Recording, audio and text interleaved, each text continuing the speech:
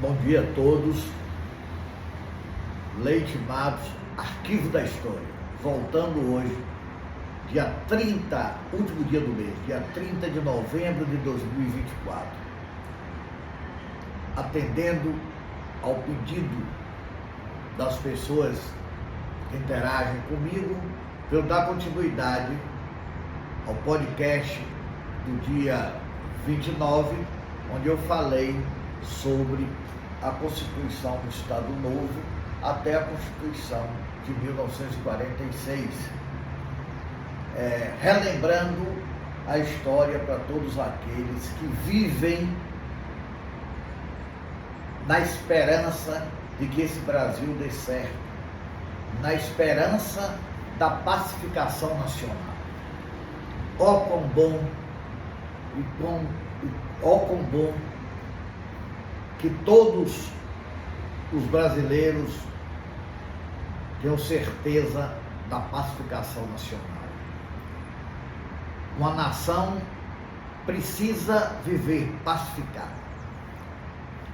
As liberdades democráticas, o direito à vida, tudo previsto no artigo 5º da Constituição de 1988. Pode ser cumprido, sim, mas é necessário que a nação esteja pacificada, que não exista o discurso de ódio, a raiva, a perseguição. Não. O Brasil tem que ser pacificado. Nós temos que ter uma nova ordem. Não podemos continuar nesse Brasil onde as pessoas se odeiam, onde as pessoas querem dividir, querem contrariar até os princípios básicos da Constituição ou o artigo 5º da Constituição em vigor, que diz que todos são iguais perante a lei, sem distinção de absolutamente nada, todos são iguais. Então, eu aproveito mais essa hora que estou me comunicando, trazendo uma nova modalidade de comunicação, que é a gente trazer a realidade e a necessidade do Brasil. Eu tenho certeza que nós vamos conseguir, através da livre difusão das ideias, pacificar o Brasil. Não existe verdade absoluta. Não acreditem nisso. E para a pacificação de uma nação, precisa que se ouça e se discuta de forma livre as ideias, pois só assim teremos a variável básica de conseguir o sucesso e de conseguir esperança para o povo. Meus amigos, minhas amigas, logo em seguida à Constituição de 46, o Brasil entrou numa normalidade democrática, onde se cumpria as determinações daquela Carta Magna. A liberdade era plena.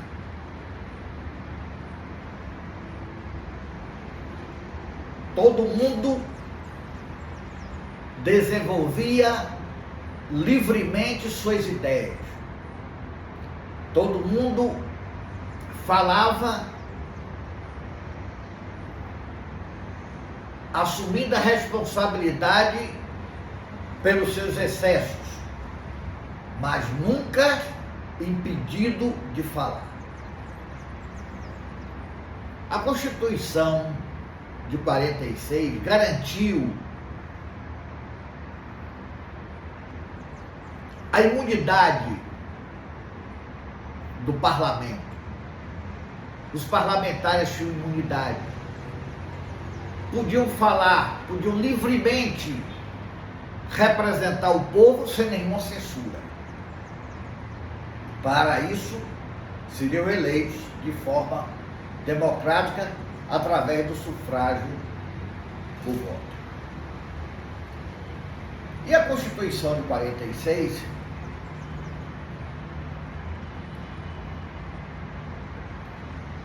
trouxe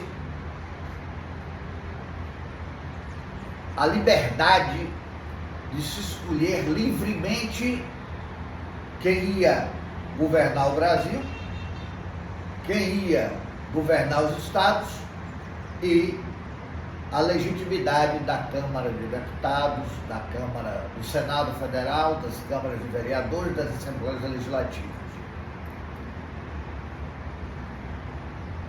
Tivemos a eleição de Juscelino Kubitschek. Juscelino Kubitschek, que foi prefeito de Belo Horizonte, e quando exerceu aquela função de prefeito de Belo Horizonte, Juscelino Kubitschek deu prioridade à educação e às obras de infraestrutura. E daí começa o crescimento de Belo Horizonte. Juscelino Kubitschek, homem também de inteligência rara,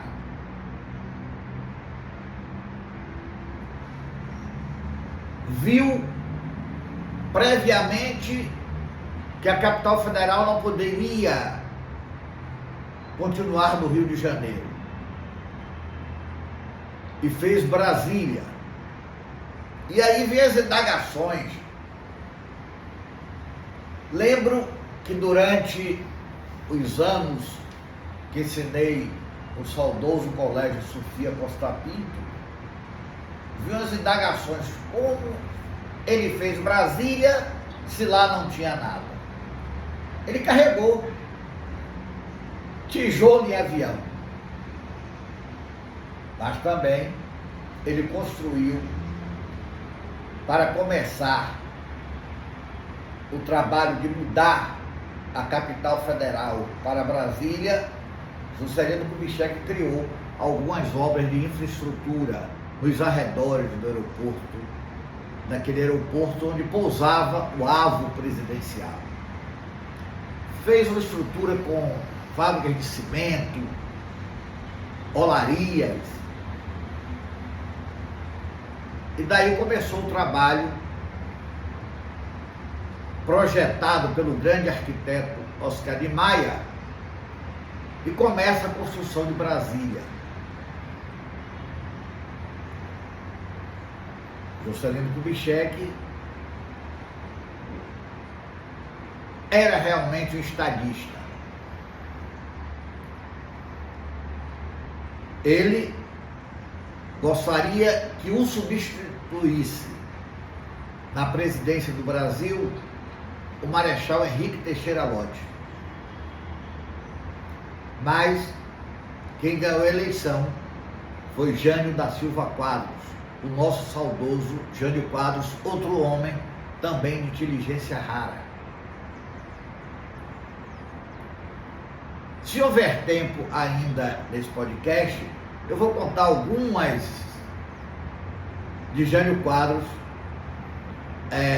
quando foi candidato à presidência e quando foi candidato a prefeito de São Paulo, como quando ele foi candidato a governador de São Paulo. Era uma figura também muito respeitada, não só pelo ser um homem de inteligência rara, como pelo domínio que ele tinha da gramática. Uma vez perguntaram a ele, porque ele gostava de tomar um uísque de vez em quando, e perguntaram: presidente, o senhor bebe? Bebo sim, porque líquido é. Se sólido fosse, comê-lo-ia. Isso, ele travava esses debates com jornalistas que na época não eram diferentes dos de hoje. Querem sempre derrubar o homem que eles consideram inteligente, preparado, e para isso preparam perguntas. E Outro episódio foi quando ele foi candidato a prefeito de São Paulo, disputando a prefeitura com Fernando Henrique Cardoso. E ganhou a eleição para Fernando Henrique Cardoso.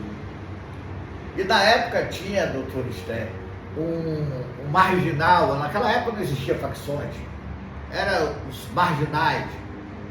E tinha um Naldinho que estava aterrorizando São Paulo. E aí, num debate, perguntaram ao professor Jânio Quadros: professor, o senhor vai fazer o quê com o Naldinho?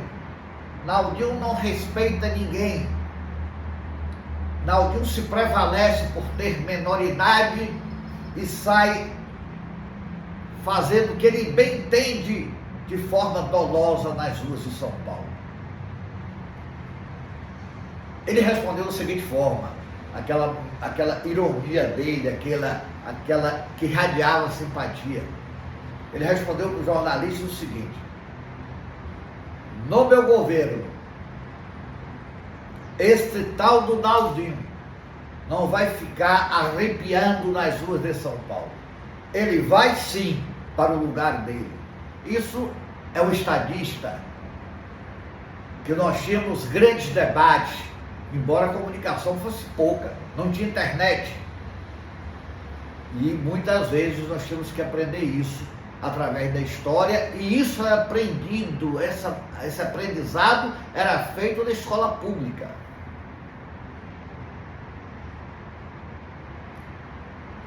Então o Jânio Quadros, esse episódio, ele já tinha sido presidente. Ele foi presidente por apenas 7 meses, quando ele renunciou. E aí vem as interpretações. Jânio Quadros renunciou à presidência com 7 meses, por quê? Ele queria ser ditador? Foi porque ele condecorou Che Guevara? O que é que levou a ele renunciar com 7 meses de governo? Há outros que dão a seguinte interpretação: o Jânio Quadros tinha um sonho, como muitos jovens têm, é um absurdo. E muitas vezes homens inteligentes têm esse sonho. Certa vez eu entrevistei um professor do Rio de Janeiro, um professor famoso. Eu perguntei: professor, o que é? Qual é seu projeto político? E o professor respondeu o seguinte: o professor Camilo de Léria estava junto de mim. Se ele tiver ouvido essa live, ele vai lembrar disso. Ele disse: meu projeto político. Eu sou o professor Matos, que no Rio de Janeiro era muito respeitado nas décadas de 60, nas décadas de 70 e 80. Ele disse: meu projeto é aos 30 anos ser ministro da Educação e aos 40 ser ditador do Brasil. Isso é comum. Homens pensarem em sozinho governar um país. Só que o efeito é devastador. O efeito sempre, a história mostrou que foi devastador. Então, o professor Matos era um dos homens de inteligência rara que eu conheci. E Jânio Quadros, presidente da República, tinha maioria no Congresso Nacional. E ele resolve renunciar ao governo em agosto de 1961. E manda levar no Congresso, na sessão, a renúncia dele como presidente da República. E essa carta, ele tinha certeza que seria rejeitada pelo Congresso Nacional. Mas Quando essa carta foi lida, salvo engano, não quero trair minha memória, o saudoso Ulisses Guimarães disse o seguinte, abre aspas, a renúncia é tácita e não pode ser maculada o direito de uma autoridade renunciar. E a renúncia tem que ser aceita. Sugiro que seja empossado, cumprindo a Constituição brasileira, o presidente desta casa, Dr. Ranieri Mazzilli. E Ranieri Mazzilli foi imediatamente empossado presidente da República, porque o vice-presidente, que era João Goulart, estava na China, chamando a atenção aí do doutor Acácio Ferreira, o vice-presidente dessa época, o doutor Acácio, estava na China, em uma missão na China, e teve que voltar, retornar imediatamente para o Brasil. Mas, imediatamente, o movimento político entendeu se Jânio Quadros descesse do aeroporto de Brasília, se João Goulart descesse do aeroporto de Brasília, ele seria imediatamente preso. Daí, sempre o Marechal Lott, né? A história do Exército não pode esquecer, é o Marechal Henrique Teixeira Lott. Mandou um telegrama para ele pedindo que ele não descesse do Brasil, descesse do Uruguai. E isso demorou algum tempo, as negociações, e terminou. Aqueles que defendiam o regime parlamentarista se dado bem. E aí foi instalado no Brasil, em 1961, a República Federativa Parlamentarista do Ministério, que a senhora aprendeu com seus valorosos professores de História. E aí, instalada a República Federativa Parlamentarista, tem que ser escolhido o primeiro-ministro, aonde no regime parlamentarista é tipo do rei da Inglaterra. O cidadão reina, mas não governa. Quem governa é o primeiro-ministro. Mas a vontade popular está acima do que a vontade de uma minoria. O povo brasileiro, parece-me, não se dá bem com o regime parlamentarista. E em 1963, no plebiscito, para que as pessoas dissessem se queriam continuar no parlamentarismo ou se queria voltar ao regime presidencialista, como era previsto na Constituição de 1946. E aí, no plebiscito, o povo entendeu em 1963 que o regime deveria ser presidencialismo. E João Goulart, que era presidente de Estado, que era chefe de Estado, passou imediatamente a ser chefe do governo através do regime presidencialista. Governou de 63 até abril de 1964. Lembro, ainda em idade tenra, mais preocupado em ler jornais, em ouvir o rádio, naquele tempo não tinha televisão, não tinha internet. Eu me lembro que João Goulart promoveu um comício na Central do Brasil, no Rio de Janeiro, aonde a esquerda estava muito forte na época e exigiu as reformas de base. Era a reforma agrária, a reforma bancária, e quando o povo, a esquerda, pedia as reformas de base, João Goulart marcou esse comício na Central do Brasil no dia 13 de março de 1964, e naquele comício foi uma multidão de pessoas e que aceitavam e que clamavam pelas reformas de base. E as reformas de base não chegaram a ser implantadas, porque esse comício aconteceu no dia 13 de março de 1964 e no dia 1º de abril foi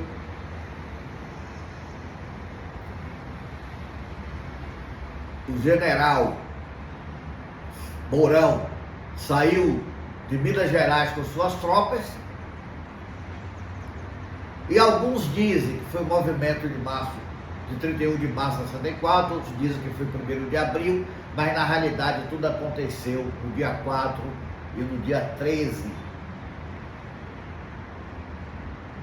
quando foi votado pelo Congresso Nacional a eleição do Marechal Castelo Branco. Marechal Castelo Branco, que pretendia governar o Brasil até 1965, ele era um democrata.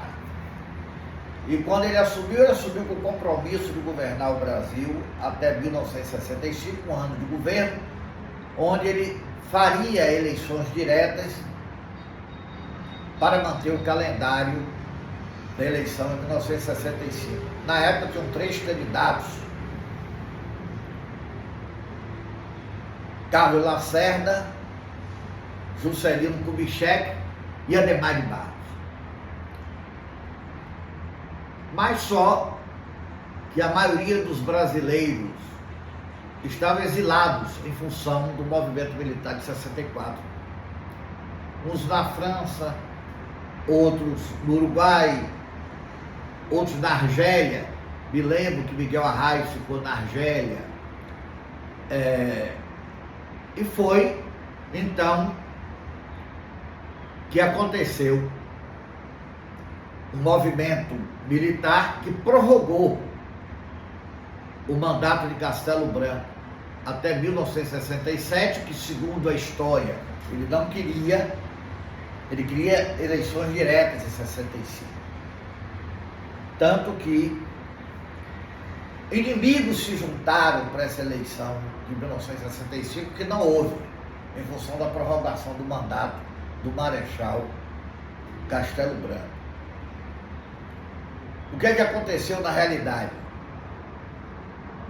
Os políticos que eram brigados, Adhemar de Barros, Carlos Lacerda, que eram líderes da oposição a João Goulart, Juscelino Kubitschek, se uniram em um movimento chamado Frente Ampla e se encontraram no Uruguai com o deposto presidente João Goulart e formaram a Frente Ampla, mas foram caçados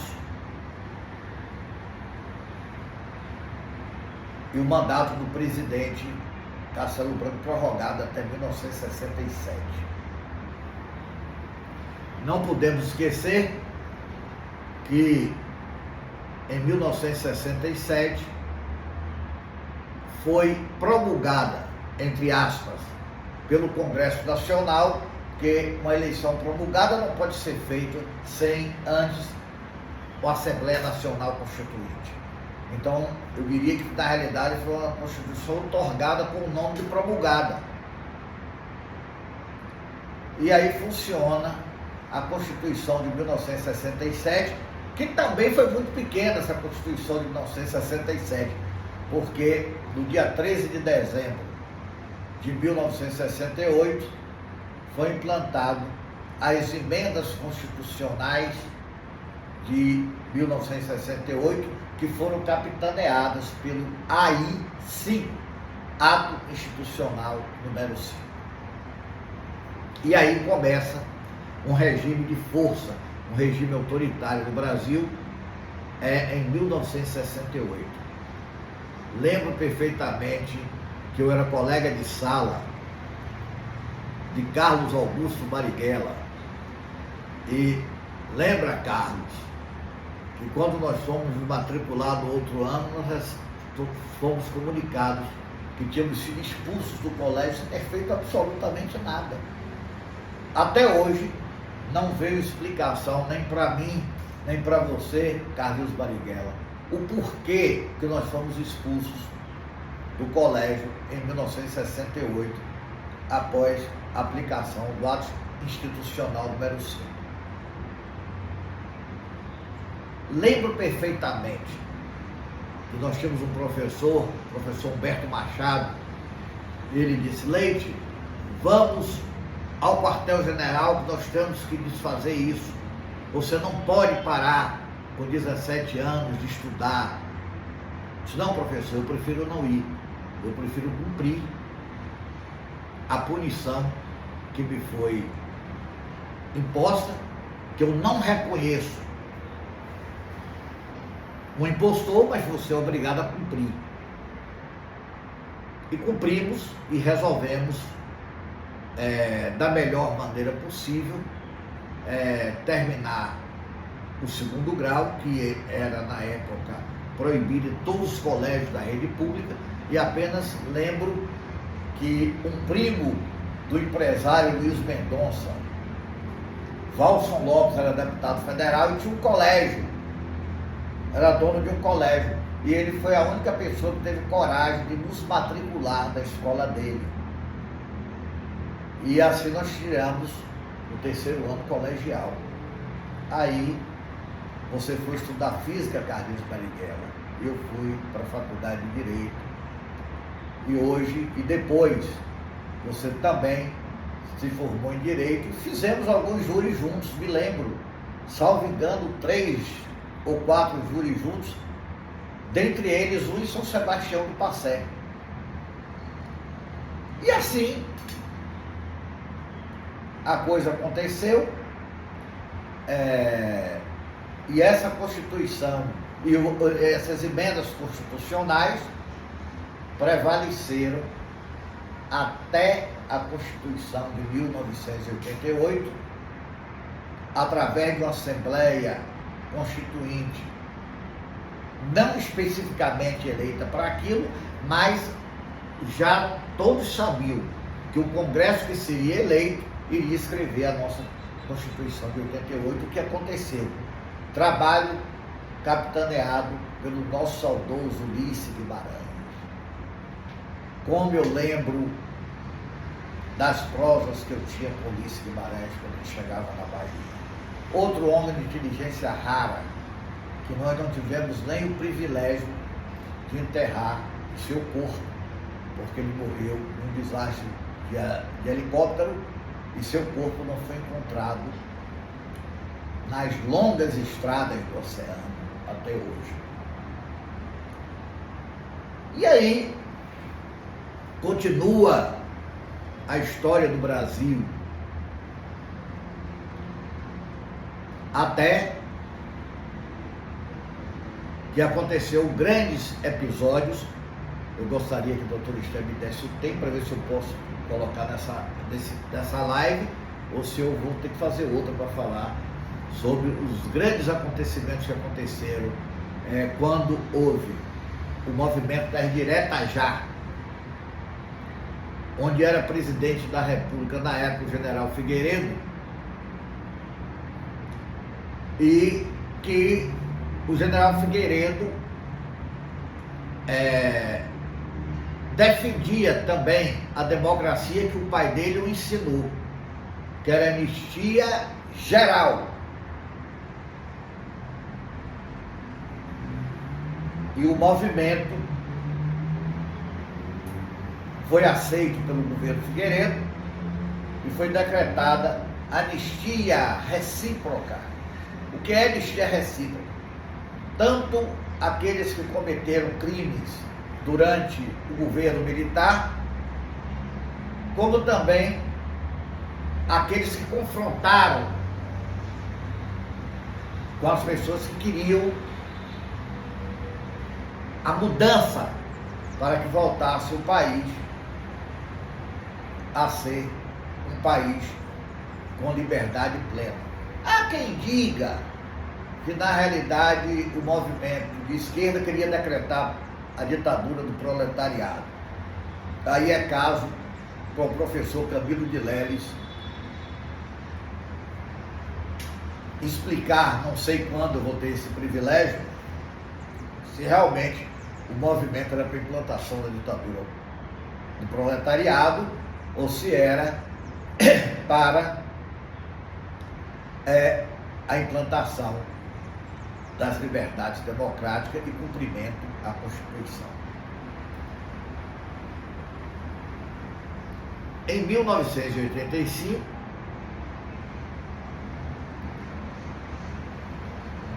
a eleição tinha que ser através do colégio eleitoral e na época tinham dois candidatos. Maluf, que era o candidato do governo,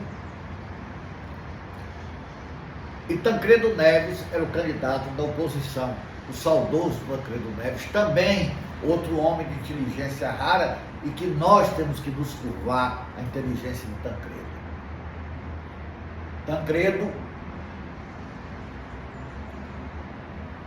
quando saiu o candidato, as pessoas tinham dúvida que Tancredo seria eleito, porque era o colégio eleitoral e quem governava esse colégio eleitoral era o governo. Então o presidente seria eleito pelo colégio eleitoral. E aí tivemos um episódio sempre na Bahia, na Bahia. O brigadeiro Délio Jardim de Matos foi inaugurar o aeroporto, na época, aeroporto 2 de Julho, e lá, em uma entrevista à imprensa, o brigadeiro disse que todos aqueles que estavam apoiando Tancredo Neves e que eram homens do governo eram traidores. E aí foi perguntado pelo jornalista: e o governador Antônio Carlos Magalhães também é traidor? Ele disse: é.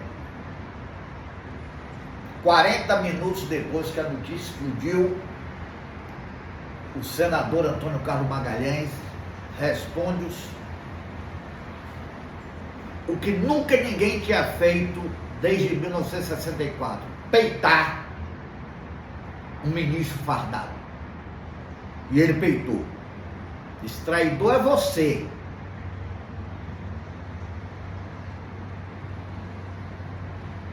E aí citou os crimes que ele sabia que tinham sido praticados pelo brigadeiro que o acusou de traidor. E aí, imediatamente, o Brasil passou a emitir suas opiniões. Antônio Carlos Magalhães vai ser preso ou vai ser preso? O que importa é que o brigadeiro Délio Jardim o chamou de traidor pela manhã no aeroporto 2 de julho e à noite ele já estava jantando com o candidato de oposição, doutor Tancredo Neves, que o elegeu, que foi eleito presidente da República. A live acabou, já estou sendo finalizado aqui para a doutora Esther. Continuarei na próxima live falando o que é que aconteceu com a eleição de Tancredo Neves e como Antônio Carlos Magalhães foi um dos carros-chefes daquele episódio também da história brasileira. Leite Matos voltará ainda hoje com Leite Matos, a história contada como aconteceu. O arquivo da história. Muito obrigado, doutor Esther.